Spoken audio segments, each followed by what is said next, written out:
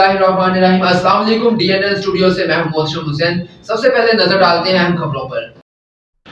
Lasbela hub पाक सरजमीन party मरकजी senior Mir अकरम Bloch आवरानी ने मीडिया से बात करते हुए कहा कि वज़ीर आला बलोचिस्तान ऐलान तो करते हैं लेकिन अभी तक उनके ऐलानात में कोई अमल दरामद नहीं हुआ। वज़ीर आला बलोचिस्तान ने बॉर्डर बंदिश के हवाले से जो ऐलानात किए वो भी नाकाम हो गए। पाकिस्तान बलोचिस्तान अपनी नाकामी को छुपाने के लिए पुरअमन धरने में बैठे हुए लोगों पर ताकत का इस्तेमाल करना चाहती है। एक तरफ धरने के साथ मुज़ाकरात करने की कोशिश की जा रही है, दूसरी जानब भारी पुलिस नफरी को भेजकर ताकत के जोर से धरने को खत्म करने की कोशिश की जा रही है। वज़ीर आला बलोचिस्तान जब अवाम के मसाइल हल नहीं कर सकते, उनके इख्तियारात में कुछ नहीं है तो बज़ाहिर वो इस्तीफा दे दे। पुरअमन धरने में अगर ताकत का इस्तेमाल किया गया तो हम उसकी पुरजोर मजम्मत करेंगे।